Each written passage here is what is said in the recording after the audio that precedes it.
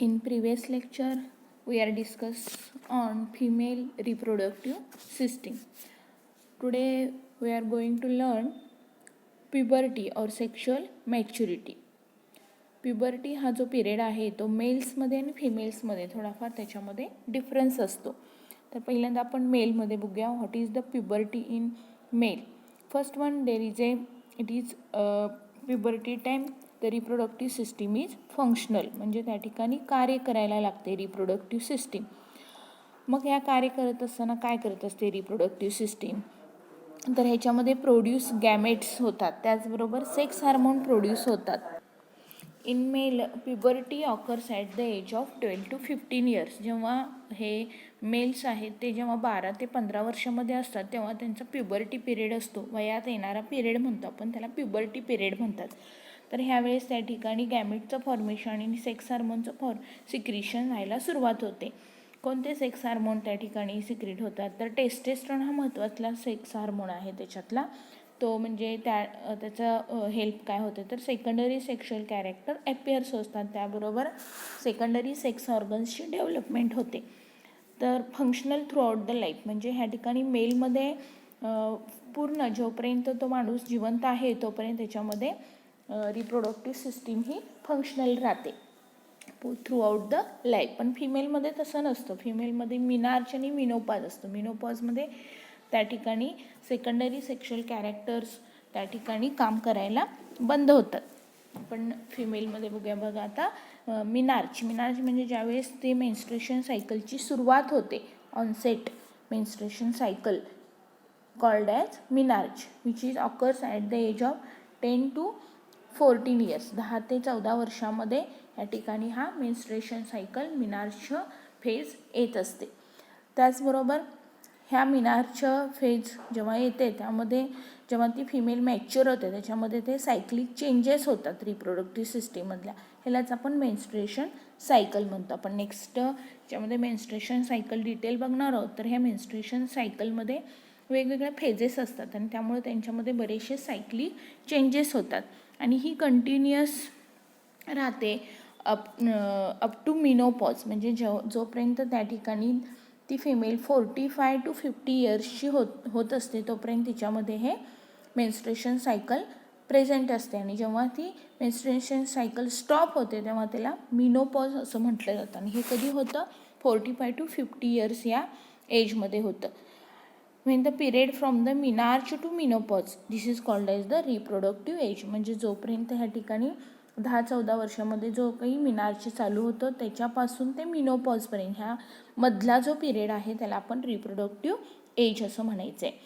त्याचबरोबर जेव्हा हा मिनोपॉज येतो त्याच्यानंतर मात्र ते कोणत्याही चाइल्डला बर्थ करू शकत नाहीत. म्हणजे त्यांच्यामध्ये एग डेव्हलपमेंटची जी क्रिया आहे, ओव्हरीमधून जे एग तयार करण्याची जी प्रोसेस आहे ती त्या ठिकाणी स्टॉप होते आणि त्यामुळं त्या ठिकाणी मिनोपॉज नंतर कोणत्याही चिल्ड्रन्सला ते बर्थ करू शकत नाहीत. Menarche menstruation cycle and menopause are controlled by gonadotropin hormone. तर हे हार्मोन्स आहेत, त्या हार्मोन्सच्याद्वारे ह्या ठिकाणी हे म्हणजे प्युबर्टी पिरियड, मेन्स्ट्रुएशन सायकल चालू होणे, त्याच्यामध्ये जे चेंजेस होणे आणि मग स्टॉप होणे हे सगळं त्या ठिकाणी हार्मोनच्या अंडर होत असतं. नेक्स्ट पार्ट आहे menstruation cycle or it is also called as the ovarian cycle. Menstruation cycle ही फिमेलमध्ये होणारी सायकल आहे ज्याच्यामध्ये आपल्याला माहीत आहे की त्यालाच आपण ब्लिडिंग फेज किंवा त्या ठिकाणी ओव्ह्युलेटरी फेज, सेकंडरी फेज किंवा प्रॉलिफरेटिव्ह फेज असं म्हणत असतो. तर ह्याच्यामध्ये मोस्टली ही जी मेन्स्ट्रुएशन सायकल आहे ती प्रायमेट्समध्ये होत असते, ह्युमन बिईंगमध्ये. त्याचबरोबर ह्या मेन्स्ट्रुएशन सायकलमध्ये मोस्टली ओव्हरीमध्ये चेंजेस होत असतात, त्याचबरोबर फिमेल रिप्रोडक्टिव्ह ट्रॅक्टमध्ये चेंजेस होत असतात आणि मेनली त्याच्यामध्ये युटेरसमध्ये मोठा बदल होत असतो. त्याचबरोबर हे अंडर कोणामुळं चालतं, तर गोनॅडोट्रोपिन अँड ओव्हॅरियन हार्मोन्समुळं. ह्या हार्मोनमध्ये होणाऱ्या बदलामुळं ह्या ठिकाणी हे चेंजेस होत असतात. त्याचबरोबर ही सायकल्स जी आहे ती रिपीटेड होत असते आफ्टर 28 days, म्हणजे प्रत्येक महिन्याला ह्या ठिकाणी हे चेंजेस होत असतात. ही सायकल्स रिपीटेड होत असते. त्याचबरोबर ह्या सायकलचा जो मधला पिरियड असतो, ह्या सायकलचा जो मधला पिरियड असतो त्यावेळेस या ठिकाणी एग प्रोड्यूस होत असतो. It is very important. मधला पिरियड म्हणजे या ठिकाणी 28 डेजचा मधला period, 14 days. This egg is every cycle comes alternative from one of the 2 ओव्हरीज. म्हणजे 2 ओव्हरीज असतात, त्याच्यामध्ये एका ओव्हरीमधून ह्या मंथमध्ये एग प्रोड्यूस झाला तर दुसऱ्या वेळेस दुसऱ्या ओव्हरीमधून एग हा प्रोड्यूस होत असतो. आणि ही सायकल जी आहे ती 4 फेजेसमध्ये डिवाईड झालेली आहे. त्यालाच आपण मेन्स्ट्रुएशन सायकल म्हणतो. पहिली फेज आहे मेन्स्ट्रुएशन फेज, ज्याला आपण ब्लिडिंग फेज म्हणतो. दुसरी आहे प्रॉलिफरेटिव्ह फेज किंवा तीच फॉलिक्युलर फेज, फॉलिकल्स तयार होण्याची फेज असते म्हणून तिला फॉलिक्युलर फेज म्हणतात. तिसरी आहे ओव्ह्युलेटरी फेज, ज्याच्यामध्ये ओव्हा प्रोड्यूस होत असतो म्हणून तिला ओव्ह्युलेटरी फेज म्हटलेलं आहे. आणि चौथा आहे सिक्रिटरी फेज किंवा तिला ल्युटियल फेज असं म्हटलं जातं. या फेजेस आपण डिटेलमध्ये नेक्स्ट स्लाईडमध्ये बघणार आहोत. First phase that is menstrual phase. It is the first day when menses or loss of blood. ही पहिल्या डेपासून ह्या ठिकाणी ही सुरुवात होते. ह्यामध्ये ब्लड लॉस होत असतं जवळजवळ 45 to 100 ml. त्याच्यानंतर it last for 5 days, average 3 to 7 days. ही जवळजवळ 5 दिवस चालत असते. ॲव्हरेज त्या ठिकाणी 7 daysपर्यंत चालत असते. ह्या फेजमध्ये काय होत असतं तर याच्यामध्ये एंडोमेट्रियम हे युटेरसचं वॉल आहे. तर ह्या वॉल काय होत असतात, ब्रेकडाऊन होत असतात. त्याचा थिकनेस वाढलेला असतो, तो काय होत असतो, ब्रेक होत असतो. आणि हे कशामुळे होतो ब्रेक तर due to the effect of prostaglandin हे काय आहे तर हार्मोन आहे. हे युटेरस च्या वॉलमध्ये जे काही ग्लँड्स असतात त्या ग्लँड्समधून हे हार्मोन सिक्रीट होत असतो, प्रोस्टाग्लँडिन. आणि ह्या प्रोस्टाग्लँडिन हार्मोनमुळं काय होत असते त्या ठिकाणी एंडोमेट्रियम ब्रेक होत असतं. आणि ह्या प्रोस्टाग्लँडिन हार्मोन प्रोजेस्टेरॉन आणि इस्ट्रोजन हार्मोनला डिक्रीज करत असतो, त्याची लेवल डिक्रीज करत असतो. आणि त्यामुळं त्या ठिकाणी हा एंडोमेट्रियल वॉल काय होत असते, ब्रेकडाऊन होत असते.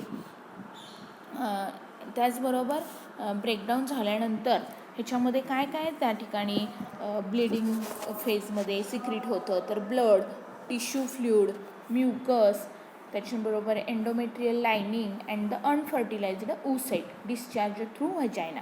तर ह्या गोष्टी त्याच्यामध्ये असतात. त्याचबरोबर एंडोमेट्रियल लायनिंग हे कसं असतं तर थिन होत जातं, जवळजवळ 1 mm इतकं होतं.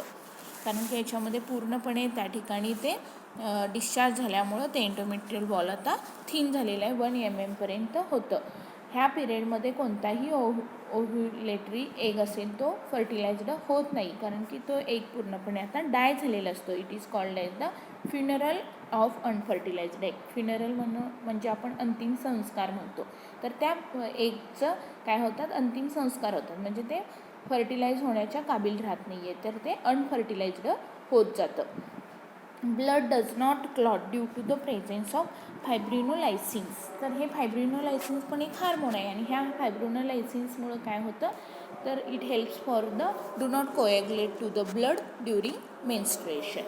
Then again primordial follicle develop into the primary and few of them into secondary follicle under the effect of FSH. FSH आपण नंतर बघणार की फॉलिकल स्टिम्युलेटिंग हार्मोन म्हटलं जातं ह्याला. तर ह्या ठिकाणी ह्याच्यामुळं काय होतं तर याच्यामध्ये जे प्रिमॉर्डियल फॉलिकल जे आपण पहिल्यांदा सुरुवातीला बघितलं होतं का बघा की बेबीज जेव्हा त्या ठिकाणी सुरुवात त्याच्यामध्ये होते तेव्हा तिच्या ओव्हरीमध्ये प्रिमॉर्डियल फॉलिकल हे असंख्य असतात, 2 मिलियन्सपर्यंत. आणि ह्या प्रिमॉर्डियल फॉलिकलमध्ये आता त्यांची डेव्हलप व्हायला सुरुवात होते आणि मग त्याच्यामध्ये प्रायमरी फॉलिकलचं सेकंडरी फॉलिकलमध्ये इथं त्या ठिकाणी बदल होतो मेन्स्ट्रुएशन फेजमध्ये अंडर इन्फ्लुएन्स ऑफ FSH. तिथं डायग्राममध्ये पण दिसतंय बघा, ते 0 to 5 हा मेन्स्ट्रुएशन फेज आहे. ह्याच्यामध्ये इथं त्या ठिकाणी ह्या एंडोमेट्रियल वॉलमध्ये काय व्हायला लागले तर त्या ठिकाणी ते ब्रेकडाऊन व्हायला लागले. आता त्याचबरोबर हा इस्ट्रोजन हार्मोनची लेवल हा एकदम कमी आहे. त्याचबरोबर ह्या ठिकाणी प्रिमॉर्डियल फॉलिकलचं डेव्हलपमेंट चालू झालेली आहे आणि हे FSHच्या अंडर होतं. त्याच्यानंतर नेक्स्ट फेज आहे प्रॉलिफरेटिव्ह फेज किंवा फॉलिक्युलर फेज किंवा post menstruation phase, follicular phase हे लक्षात ठेवायचं याच्यामध्ये, कारण की याच्यामध्ये फॉलिकल्सचा बदल होतो मेनली, म्हणून ह्याला फॉलिक्युलर फेज असं म्हटलं जातं. ड्युरेशन अँड द मेन्स्ट्रुएशन म्हणजे अँड ओव्ह्युलेशन बिटवीन, म्हणजे त्याचा जो ड्युरेशन आहे तो ब्लिडिंग फेजचे आणि नंतर ओव्हा डिस्चार्ज होणार आहे ते ओव्ह्युलेशन फेज नेक्स्ट तिसऱ्या फेजमध्ये, तर त्याच्यामधला जो पिरियड आहे त्याला आपण फॉलिक्युलर फेज म्हणतो. Extend from 5 to 13 days of menstruation cycle, म्हणजे ह्याचा जो पिरियड आहे तो 5 ते 13 दिवसापर्यंतचा असतो. आता ह्याच्यामध्ये महत्त्वाचं मेन हे आहे बघा की ह्या फेजमध्ये few secondary follicle proceeds to develop but them develop into the Graafian follicle, म्हणजेच या ठिकाणी जो काही त्या ठिकाणी सेकंडरी फॉलिकल जो पहिल्या ह्याच्यामध्ये बघा प्रायमरीचा प्रिमॉर्डियलचा सेकंडरी फॉलिकल कन्वर्ट झाला होता. आता ह्याच्यामध्ये ह्या प्रॉलिफरेटिव्ह फेज इथं दिसते आपल्याला प्रॉलिफरेटिव्ह फेज, ह्या प्रॉलिफरेटिव्ह फेजमध्ये काय होतात तर ह्या ओव्हॅरियन सायकलमध्ये हा जो सेकंडरी फॉलिकल तयार झालेला होता त्याच्यामध्ये आता हा मॅच्युअर ग्राफियन फॉलिकल इथं तयार होतो. हा सगळ्यात मोठा महत्त्वाचा त्याच्यामध्ये बदल आहे. Secondary follicle convert into the Graafian follicle and this Graafian follicle secrete the means they secrete the estrogen hormone. It is very important. And the secondary follicle degenerated and this process degeneration is called as the atresia. तर ह्यामध्ये प्रॉलिफरेटिव्ह फेजमध्ये हा सगळ्यात महत्त्वाचा बदल आहे. Next phase आहे ovulatory phase. It is the middle phase. हिला मिडल फेज म्हटलं जातं कारण की बरोबर ह्या ठिकाणी हे मधल्या पिरियडमध्ये होणारी फेज आहे, त्यामुळे हिला मिडल फेज असं म्हटलं जातं. त्याचबरोबर ही शॉर्टेस्ट फेज आहे, खूप कमी वेळामध्ये ही होत असते. रप्चरिंग ह्याच्यामध्ये काय होत असतं नेमकं तर आता आपण इथंपर्यंत बघितलं होतं बघा ओव्ह्युलेटरी फेज. आता हा बदल इथं होतो तर काय होतं याच्यामध्ये rupturing the mature graafian follicle and release of the ovum. तर ओव्हम काय व्हायला लागला आहे आता रिलीज व्हायला लागला आहे आणि इंटू पेल्विक कॅव्हिटी. तर त्या ठिकाणी फिमेलमध्ये पेल्विक कॅव्हिटीमध्ये हा रिलीज होतो.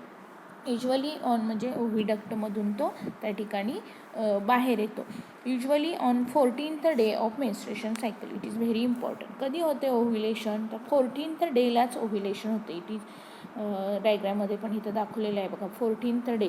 तर वरती ओव्हॅरियन सायकलमध्ये होणारा बदल रप्चर झाले, ओव्हा बाहेर आला आणि हे कशामुळे होतं तर त्याचबरोबर हार्मोन LH जो आहे त्या ठिकाणी तो अंडर हार्मोन LHच्या मुळे त्या ठिकाणी तो रप्चर होतो. ल्युटिनायझिंग हार्मोन मोस्टली या ठिकाणी इस्ट्रोजन हार्मोन ही त्याला मदत करत असतो ओव्ह्युलेशनला. तर त्या ठिकाणी 14th डेला हे ओव्ह्युलेशन होतं. Rupturing of the mature graafian follicle under due to the effect of LH and then ovulatory may be accompanied by mild or severe pains in lower abdomen. जेव्हा त्या ठिकाणी त्या फिमेलमध्ये ओव्ह्युलेशन होतं तेव्हा तिच्या लोअर ॲबडॉमेनमध्ये त्या ठिकाणी थोड्याशा पेन्स किंवा माइल्ड किंवा सिव्हिअर, काहीमध्ये त्या सिव्हिअर पेन्ससुद्धा होत असतात. लक्षात आली ही ओव्ह्युलेटरी फेज. ओव्हा रप्चर होतो याच्यामध्ये, ग्राफियन फॉलिकल रप्चर होतं, ओव्हा रिलीज होतो आणि म्हणून हिला ओव्ह्युलेटरी फेज असं म्हटलं जातं. आणि हे 14th डेला होतं अंडर LH हार्मोन. पण याच्यामध्ये इस्ट्रोजन हार्मोन हाच त्याला मदत करत असतो ओव्ह्युलेशनला. नेक्स्ट 4th फेज आहे सिक्रिटरी फेज. मेन्स्ट्रुएशन सायकलमध्ये 4थी फेज आहे सिक्रिटरी फेज किंवा तिला ल्युटियल फेज असं म्हणतात. It is the longest phase. ही सगळ्यात लॉंगेस्ट फेज आहे. का? कारण की हा 14th डेपर्यंत ओव्ह्युलेटरी फेज झाली. त्याच्यानंतरचा जो 15 to 28th डे आहे तो पूर्णपणे हा सिक्रिटरी फेजचा असतो, ल्युटियल फेजचा असतो. तर जेव्हा सेकंडरी oocyte रिलीज होतो म्हणजे ओव्हा रिलीज होतो त्याच्यानंतर त्या ठिकाणी जे काही राहिलेला ग्राफियन फॉलिकल आहे जो त्या ठिकाणी एम्प्टी ग्राफियन फॉलिकल आहे तो एम्प्टी ग्राफियन फॉलिकलचं कन्व्हर्जन आता त्या ठिकाणी कॉर्पस ल्युटियममध्ये होतं. हे अंडर द LHच आहे अजून. तर ह्या ठिकाणी हा बघा ह्या एम्प्टी ग्राफियन फॉलिकलचं कन्व्हर्जन ह्याच्यामध्ये झालेलं आहे. ह्याला म्हणतात कॉर्पस ल्युटियम. हा कॉर्पस ल्युटियम काय काम करतो तर कॉर्पस ल्युटियम ह्या ठिकाणी प्रोजेस्टेरॉन आणि इस्ट्रोजन हार्मोन सिक्रीट करायला सुरू करतात. म्हणजे ही एक प्रकारे एंडोक्राईन ग्लँड आहे, टेम्पररी एंडोक्राईन ग्लँड आहे. कोण? Corpus luteum. तर ही कॉर्पस ल्युटियम इस्ट्रोजन आणि प्रोजेस्टेरॉन जे हार्मोन रिलीज करते, ह्या हार्मोनमुळं परत काय हेल्प होते, तर त्या ठिकाणी एंडोमेट्रियल ग्लँड आहेत, त्यांचं एंडोमेट्रियम वॉल आहे, त्याचा साईज काय होत असतो, परत इन्क्रीज होत असतो. Means there is a regenerate of the endometrium and the size is increases. Then also inhibin hormone also helps for the endometrial gland grow. मग परत त्या ठिकाणी त्या एंडोमेट्रियल ग्लँड ग्रो होतात, त्या परत त्या युटेराईनचं जे काही सिक्रिशन आहे ते सिक्रिशन करायला सुरुवात करतात आणि मग परत युटेराईन वॉल काय होत असते, थिक होत असते. आणि अशा पद्धतीनं म्हणजे त्या ठिकाणी जर तो एग जो आहे तो जर फर्टिलाइज झाला, ज्या वेळेस त्याचं ओव्ह्युलेशन झालं त्यावेळेस जर कॉप्युलेशन झालं मेल बरोबर, तर त्याच्यामध्ये तो ओव्हा आणि स्पर्म जर युनाईट झाला आणि त्यांच्यामध्ये फर्टिलायझेशन झालं, तर त्या ठिकाणी तो जो म्हणजे कॉर्पस ल्युटियम आहे तो आहे तसा राहतो. म्हणजे त्याचं कन्वर्जन परत कॉर्पस अल्बिकन्समध्ये होत नाही आहे. आणि मग त्यामुळं त्या ठिकाणी तो जो काही कॉर्पस ल्युटियम आहे त्यांच्याकडून प्रोजेस्टेरॉन इस्ट्रोजन हार्मोन जास्त रिलीज होतो आणि त्यामुळं प्रेग्नन्सी मेंटेन होते. म्हणून प्रोजेस्टेरॉन हार्मोनला आपण म्हणतो it helps for the maintain pregnancy. आणि ज्यावेळेस त्या ठिकाणी HCG म्हणजे ह्युमन ग्राफिन असं त्याच्यामध्ये आहे की हे मॅटर्नल ब्लडमध्ये किंवा युटेराईनमध्ये हे प्रेझेंट असतं HCG. जेव्हा ती प्रेग्नन्सी मेंटेन होते आणि जेव्हा ते फर्टिलायझेशन होत नाही तेव्हा ते कॉर्पस अल्बिकन्समध्ये त्याचं कन्वर्जन होतं आणि मग परत progesterone hormone oestrogen hormone secrete व्हायचे कमी होतात आणि मग आपोआपच त्या ठिकाणी जे काही प्रोस्टाग्लँडिन हार्मोन आहे, सुरुवातीला पहिल्या फेजमध्ये जे बघितलं आपण, ते प्रोस्टाग्लँडिन हार्मोन परत सिक्रेट व्हायला सुरुवात होते आणि मग परत एंडोमेट्रियल वॉल जी आहे ती रप्चर होते आणि मग परत त्या ठिकाणी नेक्स्ट सायकल्स बिगिन्स होते. तर अशा पद्धतीने ह्या ठिकाणी ह्या 4 फेजेस आहेत मेन्स्ट्रुएशन सायकलच्या. तर मेन्स्ट्रुएशन सायकलची पहिली फेज आपण काय बघितली, त्या ठिकाणी मेन्स्ट्रुएशन फेज, त्याच्यानंतर सेकंड प्रॉलिफरेटिव्ह फेज, त्यानंतर थर्ड ओव्ह्युलेटरी फेज आणि फोर्थ आहे ती सिक्रेटरी फेज. तर ही जी मेन्स्ट्रुएशन सायकल आहे ती कोणाच्या अंडर चालू असते, तर ते आपण ब्रेनच्या ॲक्टिव्हिटीजमध्ये बघूया की हायपोथॅलॅमस कडून हा गोनॅडोट्रोपिन हार्मोन रिलीज होत असतो. अँटेरियर पिट्युटरीकडून FSH आणि LH हार्मोन रिलीज होतात आणि मग FSH फॉलिकल स्टिम्युलेटिंग हार्मोन ह्याला ल्युटिनायझिंग हार्मोन म्हणतात. तर FSHमुळं त्या ठिकाणी ग्रॅन्युलस असेल किंवा फॉलिकल्सला स्टिम्युलेशन मिळतं आणि LHमुळं त्या ठिकाणी कॉर्पस ल्युटियमला स्टिम्युलेशन मिळतं आणि जेव्हा ह्या फॉलिकलला स्टिम्युलेशन मिळतं तेव्हा त्याच्यामध्ये त्या ठिकाणी इस्ट्रोजन हार्मोन रिलीज होतो फॉलिकलला स्टिम्युलेशन मिळाल्यामुळे आणि कॉर्पस ल्युटियमला स्टिम्युलेशन मिळाल्यामुळं प्रोजेस्टेरॉन हार्मोन रिलीज होतो आणि अशा पद्धतीनं मग रिप्रोडक्टिव्ह ट्रॅक्टमध्येही सेकंडरी सेक्शुअल कॅरेक्टर डेव्हलप होण्यासाठी किंवा त्याच्यामध्ये हे प्रेग्नन्सी मेंटेन करण्यासाठी हे जे काही आहे ते त्याच्यामध्ये कंट्रोल होत असतं.